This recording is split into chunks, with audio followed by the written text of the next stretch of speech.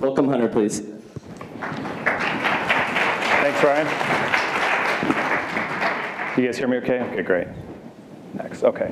Great, well, thank you. And yeah, I want to show you a new lens and hopefully some things you can take and use even today. Everything in here is for your, for your use.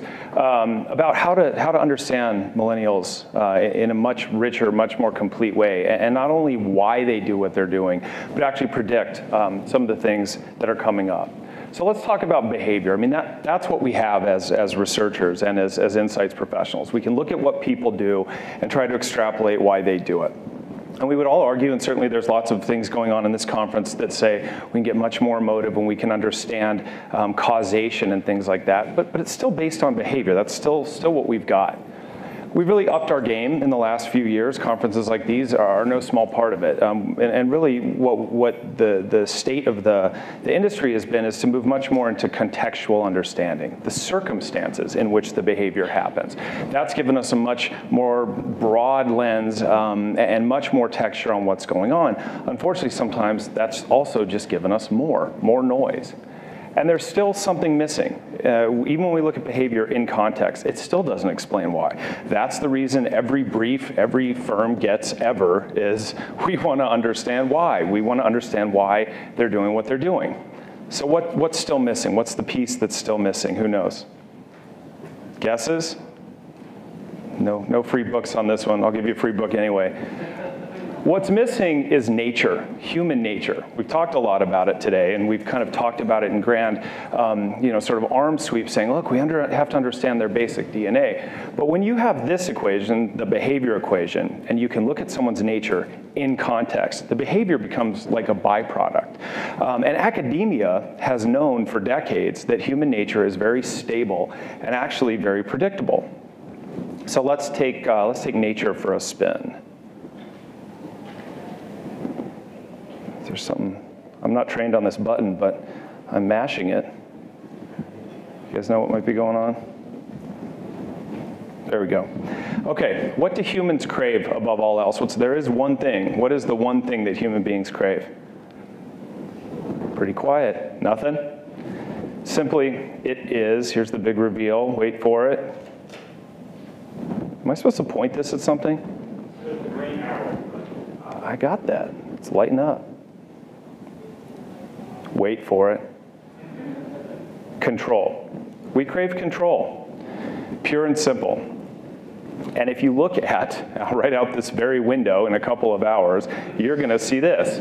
And that is why traffic sucks so bad. It's so frustrating. Nobody's okay with traffic. The reason is you can't go forward, you can't go back, you can't get where you're going, you can't get out of your car. You're completely out of control.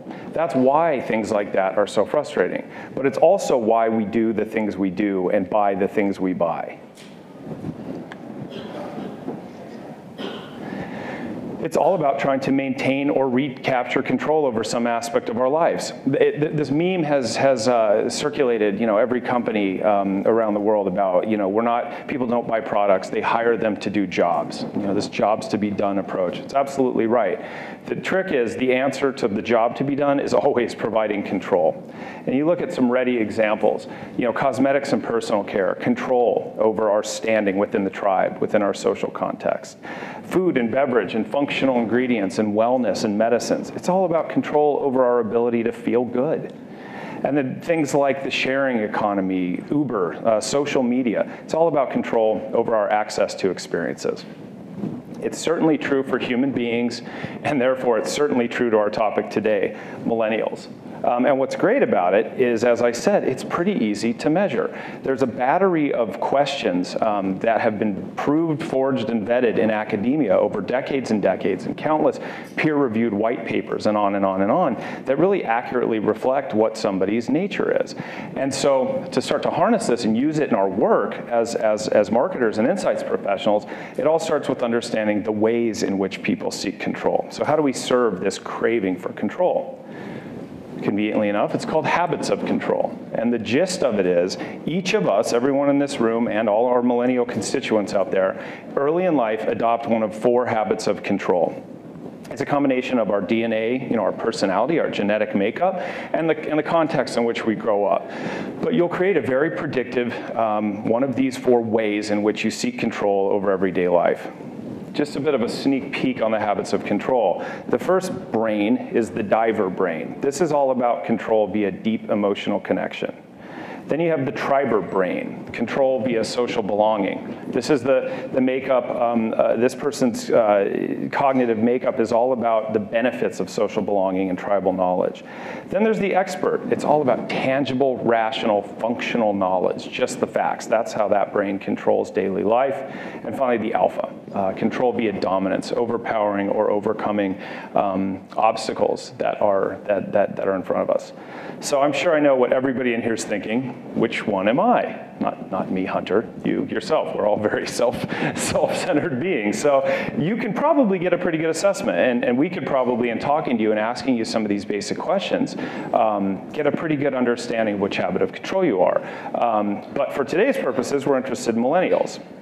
And so what we did is a technique that we call a BeSci survey. Essentially, this module of questions, and in this case, we did it with millennials, Gen Xers, and boomers in the US. You can't really see the US graphic back there, but these data today are these 3 cohorts, big generational cohorts in the US. And essentially what you're able to do is with anywhere from even 2 or 3 questions up to, in this case, about 10 minutes of these quick response questions that you can integrate into, in this case, a survey. You can do it in qualitative as well, or even apply it to existing data sets. You can understand somebody's habit of control, and therefore start to segment and group by habits of control. There's really three components of the actual methodology on the front end in terms of what they do, and it's very mobile friendly. In fact, most of these data were collected on mobile, but there's sorts, intensities, and bipolars, and we can share the questions, but they wouldn't be of a whole lot of interest. In fact, sometimes you look at them and kind of say, but we make a category that has nothing to do with some of these. These are very academic questions, and they've been proved in that domain. So what did this survey, what did this BeSci survey tell us about millennials? I mean, I think it's something that we as marketers have known, but we continue this pursuit of trying to figure out. The answer is they're dramatically different. They really are quite different, not only from their generational cohorts, but actually from each other. And the construct that this lens and these data revealed is that it's this construct as old as time itself. Boys versus girls. There's a huge difference between millennial men and women that I'll show you some examples of. All right, so here's our millennial guy, right? Man bun, check. Ray-Bans, check. Plaid, check. And the beard, check.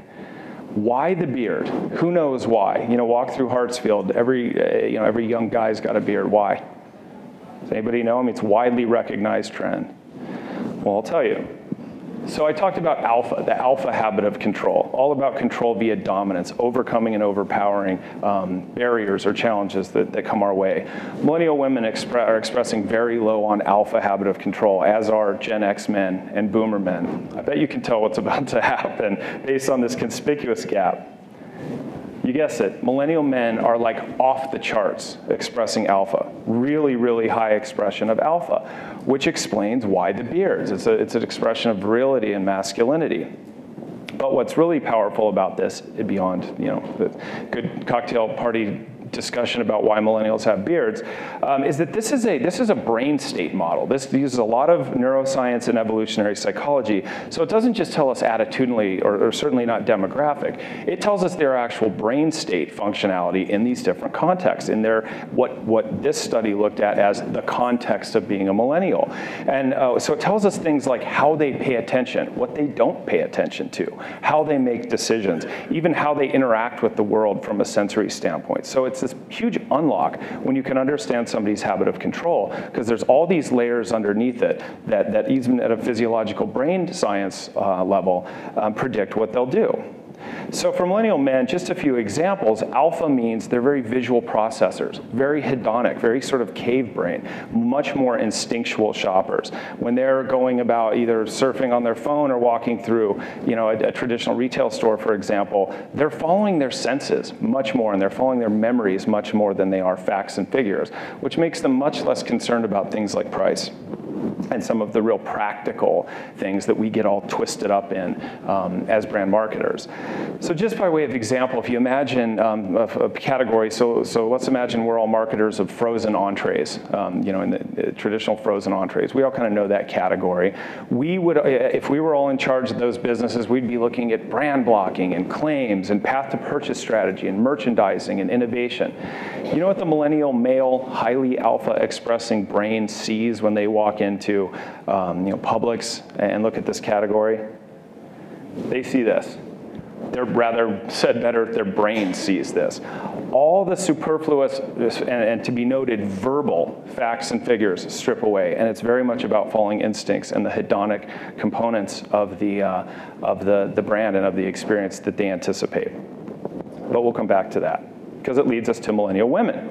And one of the things that this study did is really reveal sort of expose a stalwart of the marketing world, and really kind of a legacy meme that I think we all still are influenced by, and it's that female head of household primary shopper. Lots of organizations, we still call the consumer her. We talk about her, and it very well may be her, but I think sometimes there's this she and her and this feminine affect that we've sort of grown up with over the past 20 or 30 years of brand marketing. And a lot of what we're seeing with millennial women really flies in the face of some of that. The reason is, I talked about the expert habit of control. Control via knowledge, tangible, factual, just the facts kind of knowledge. You guys know my gag by now, but millennial men are expressing very low on expert, as are Xer women and boomer women.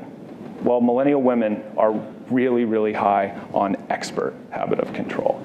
And I told you that means we can predict and understand lots more about how her brain is seeing the world around her.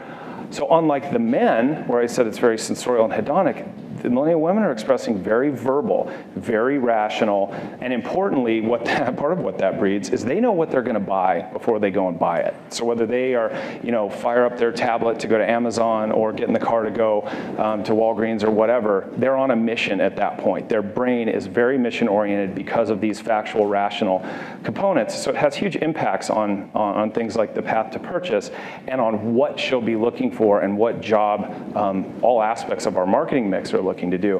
And that really flies in the face, I think, of some of the stereotypes of sort of, feminine affectation and emotional draw and interaction. If you imagine moms on diapers, for example, we've seen some very interesting things where categories that you would expect it to be all sort of the softer side of our tools as marketers are much less effective.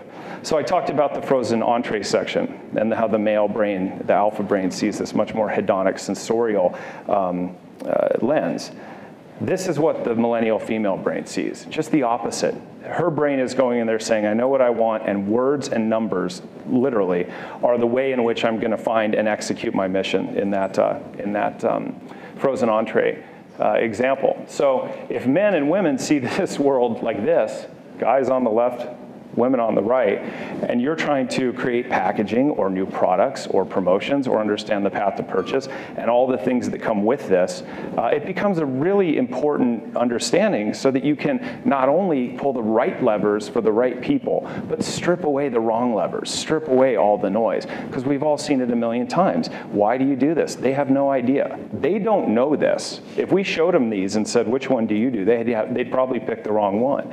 It's this diagnostic from all this this brain state understanding that lets us understand what their brain is seeing.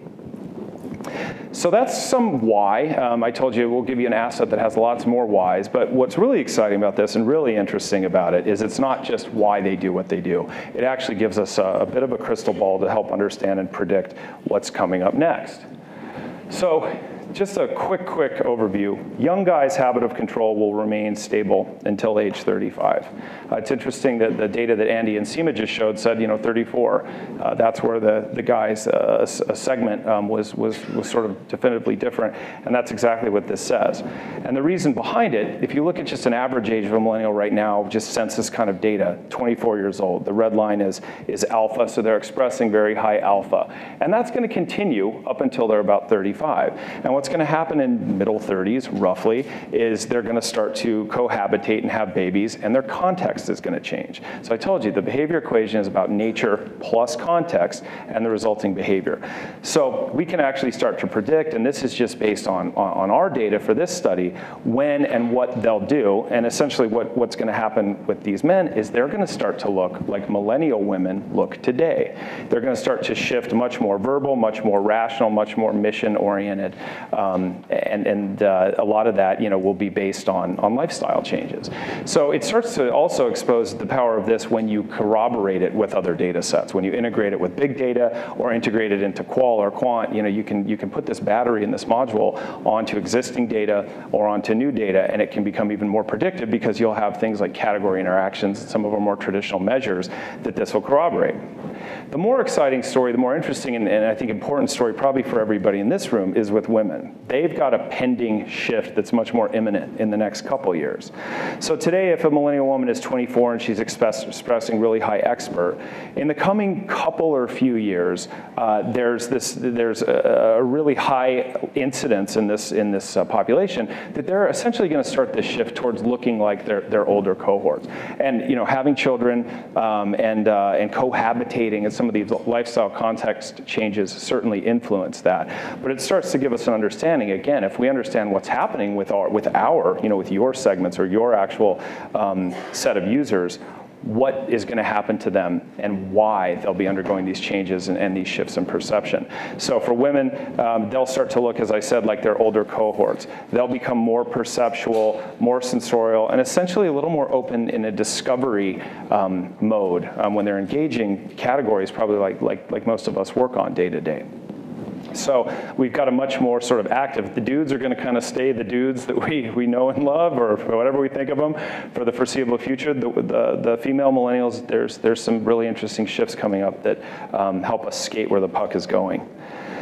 So I mentioned we are putting the finishing touches on what we call a card series, essentially a deck that goes into much more depth, really brings forth the whole of these data from the habits of control perspective and brings in lots of other types of context. If you go to habitsofcontrol.com, just put your email in and we'll send it to you. You're welcome to use it, copy and paste it. We're trying to design it so that you can actually use it in your work day to day.